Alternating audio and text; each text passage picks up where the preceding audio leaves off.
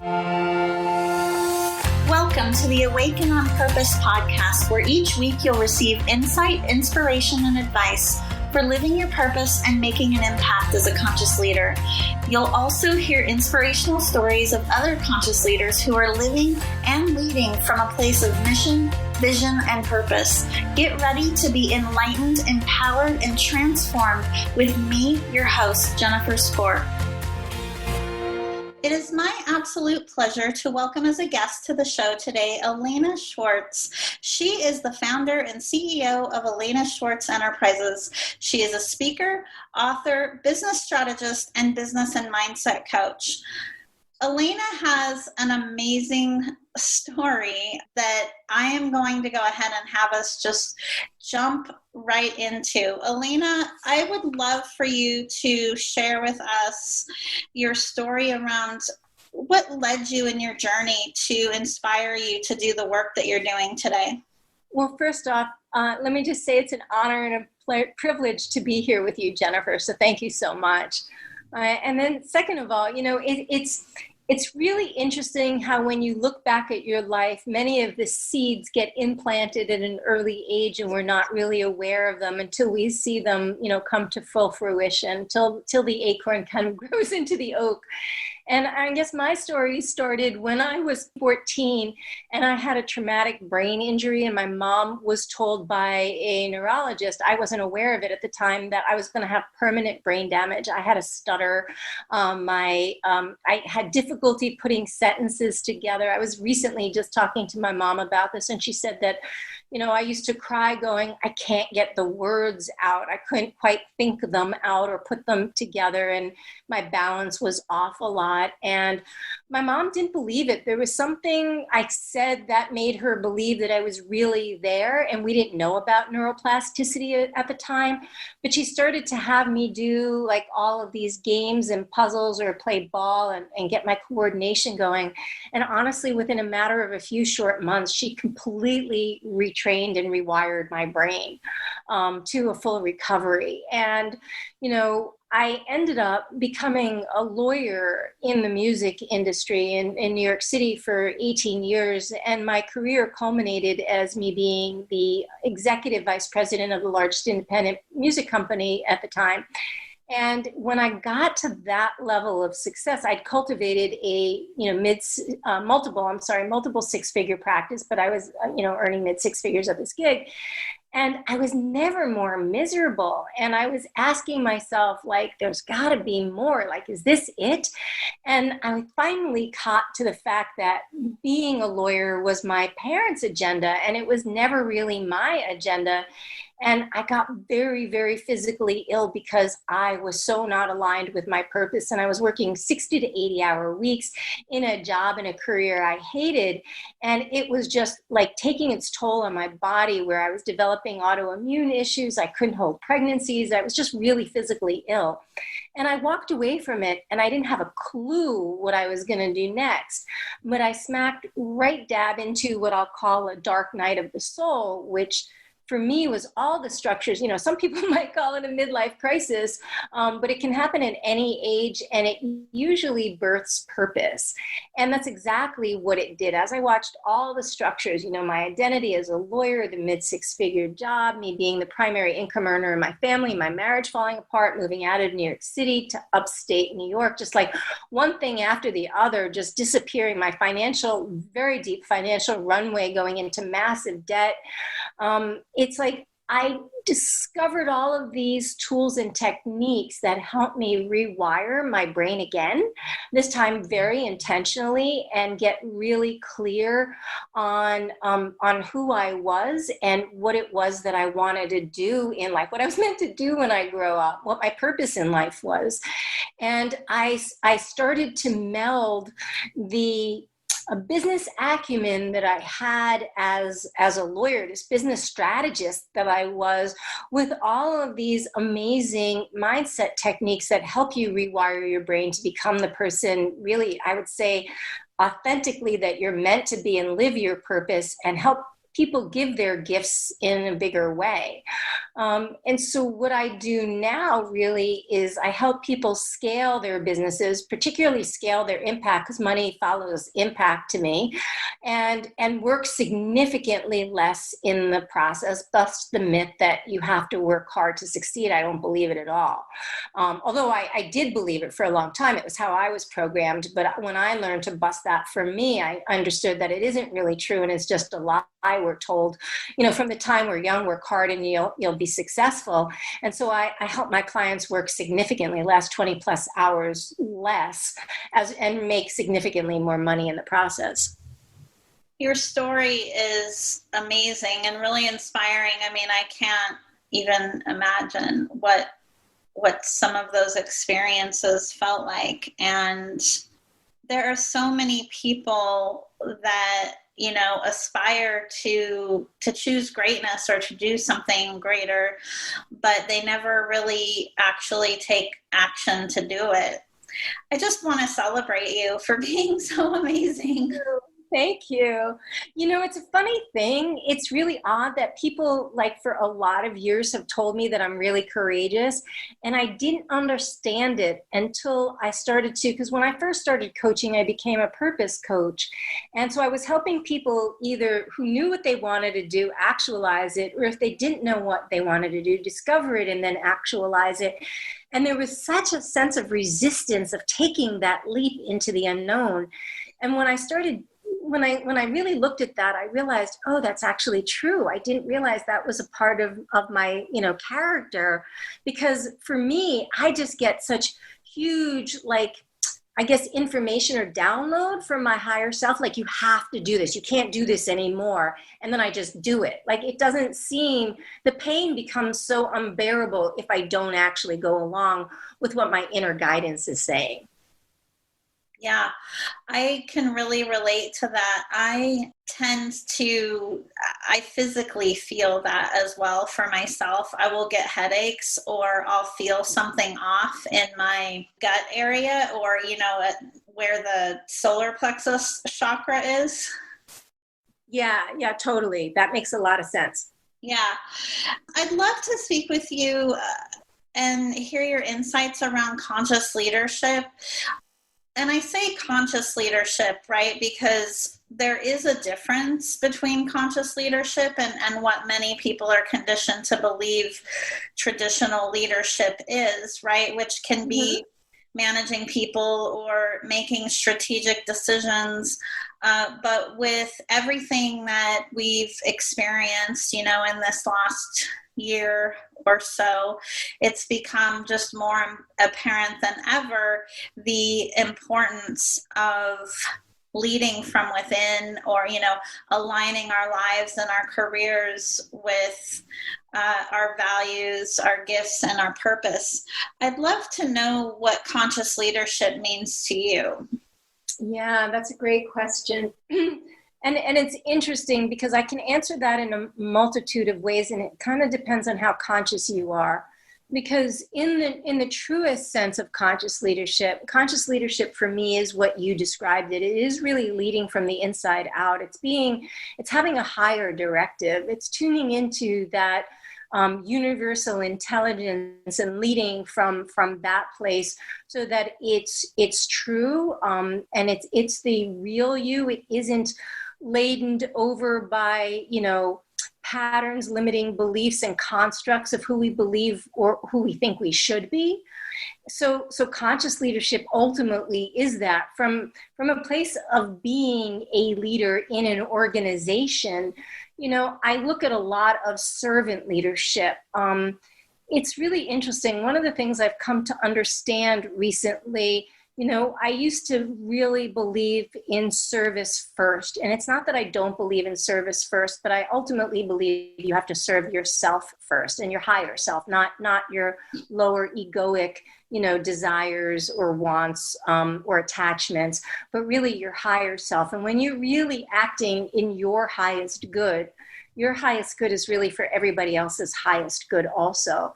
And so when you're standing in your highest good, you naturally want to develop the gifts and the talents of team.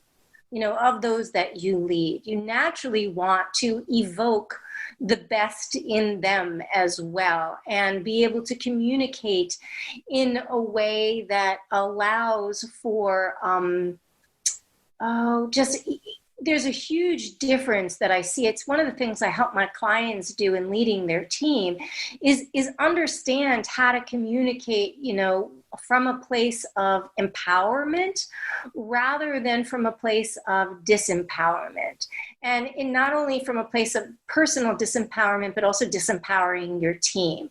So when we can stand in that servant leadership to serve our highest good and ultimately serve the highest goods and talents of others to evoke that for them, to me, that truly is conscious leadership. Absolutely. I'm so glad that you brought up servant leadership, because I wholeheartedly agree with your opinion around that, your perception around that. And I feel like there is a huge misconception out there around servant leadership, that service first means sacrificing yourself or sacrificing your own well-being. But as you said, it's it's really about the ability to be able to put yourself first. And when you do that from the right space, then it actually expands your capacity to give back and make an impact. Yes, absolutely. I mean, it's why when you get on an airplane, they say, put your oxygen mask on first, right? Because if you're running out of air, if you're not one of the other things that I have my clients really focus on is self-care. For a lot of high achievers, self-care has always been looked at as a luxury, and they don't realize that it's a necessity, it's a requirement. And it is about, if you're driving a car and your car runs out of gas, the car doesn't drive anymore. And that's really what happens with us when we don't take care of ourselves in a deeper way. And as you said, you then expand your capacity to really be able to lead and stand in leadership of others. And you're able to have people follow you from a place of inspiration rather than authority. That's such an important differentiator that you bring up. Oh, so good. So much wisdom nuggets. Thank you. Alaina, what significance does one's clarity of mission, vision, and purpose have in regard to embodying their highest self as a leader? Oh my God, I think it has everything to do with it. My personal experience, and I think I was shown this was my life because I help others do this, which is like living for 18 years in a career that I was incredibly successful at, but was not my purpose. Like, no matter how much success I had, there is still this level of dissatisfaction. I wasn't fulfilled and I wasn't content because I wasn't doing what I came to this earth to do. I truly believe that we've all come here to fulfill a purpose, and that us fulfilling the purpose kind of closes the web of life. And when we don't live aligned with that purpose, it doesn't feel good. Like, we can feel that, it just doesn't feel good. And when we do, it's almost as if the universe conspires with us to help us achieve that purpose. So I believe that, aligning with purpose is mission critical for us as having this human experience, for us to be able to live in the most expansive and profound way possible. I believe that as well. What advice do you have for other conscious leaders who are feeling called to make a bigger impact with their mission and message? Do it. Just like Mikey said, do it. Exactly. Like you said earlier, so many people are held back. And really, they're the biggest bottleneck to them not doing it. It's like we tend to look outside of ourselves and think that there are things outside of ourselves that are holding us back, but it's only your perception. I'm a master reframer. And so whatever happens, whatever circumstances happen, there's multitude of different ways to look at it. And it's totally a choice. And so we can look at it from a disempowering perspective, or we can look at it and frame it from an empowering perspective. A bunch of years ago, I remember being bummed that a client I really, really wanted to work with didn't work with me. And one of my colleagues at the time, we were building a program together, a coaching program. And she said to me, "Oh, they self-selected themselves out." And I thought, oh my God, that's a brilliant way of looking at that. Who knows why that client didn't end up enrolling with me, but it must be for my highest good. And I can look at it in terms of the disappointment and what does that say about me and whatever else, or I can look at it in terms of how this is working for me and how I can use this for me to ultimately grow my mission even bigger.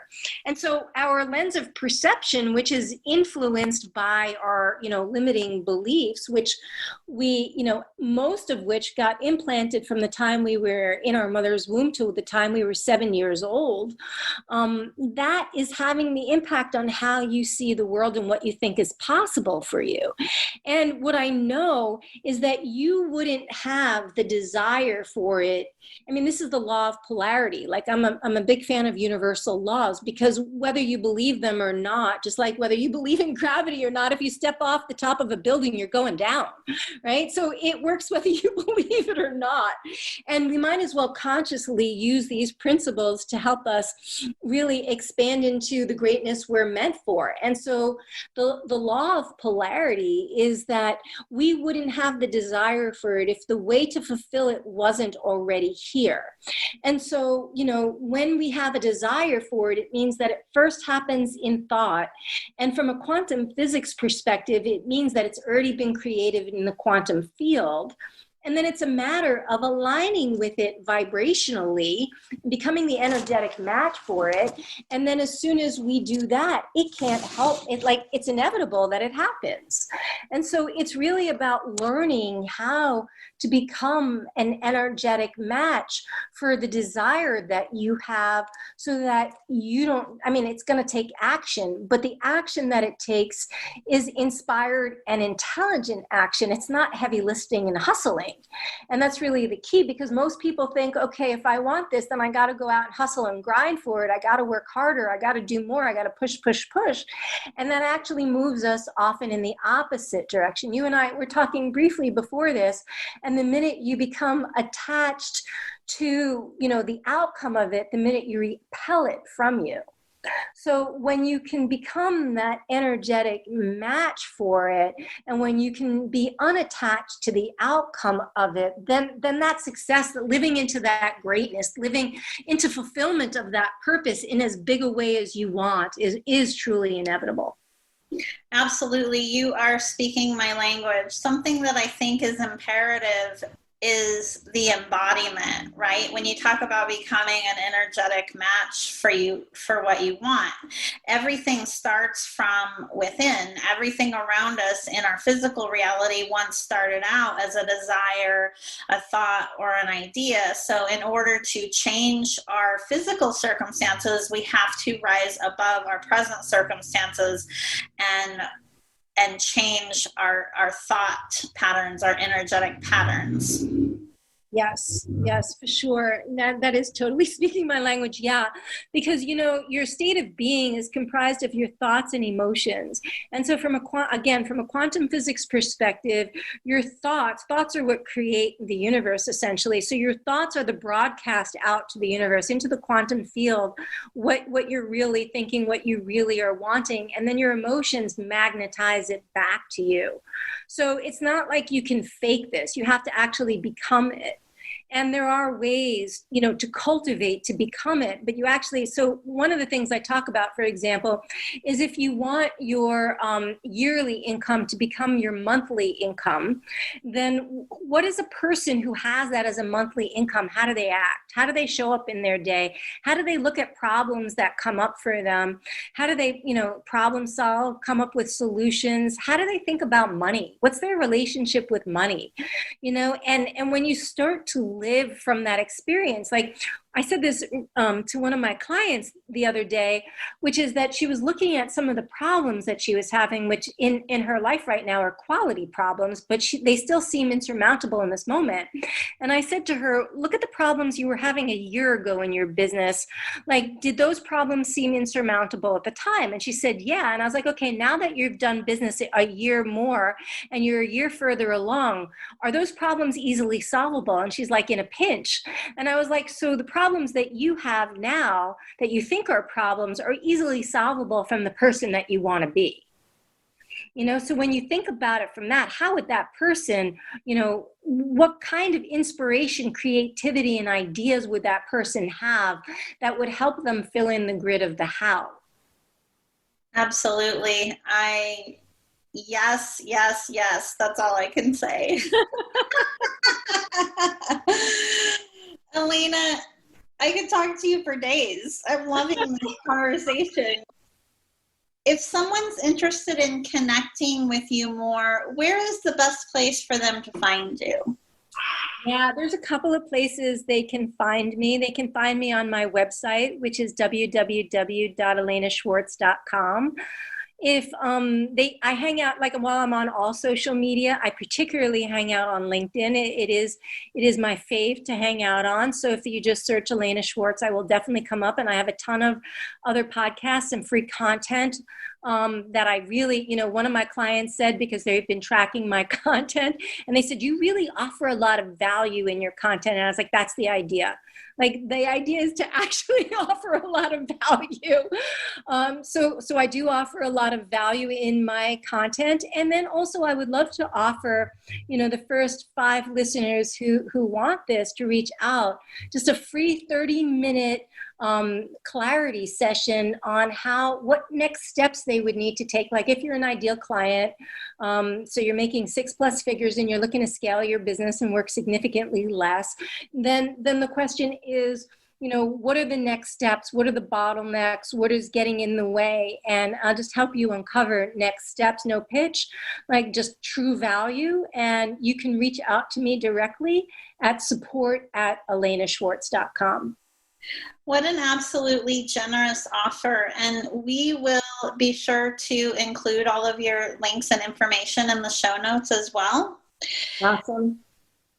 Alaina, thank you so much for taking the time to connect today. I really enjoyed our conversation, and I love that there is just so much symmetry between. Yeah, me too. It's been an absolute delight and a pleasure. Thank you so much, Jennifer. Thank you for listening to the Awaken on Purpose podcast. Please visit me and subscribe to the podcast on iTunes or at awakenonpurpose.com so you never miss an episode. To learn more about how you can live your purpose and make an impact as a conscious leader, visit me at jenniferspoor.com. And while you're there, be sure to join my email list for exclusive offers and a weekly dose of inspiration.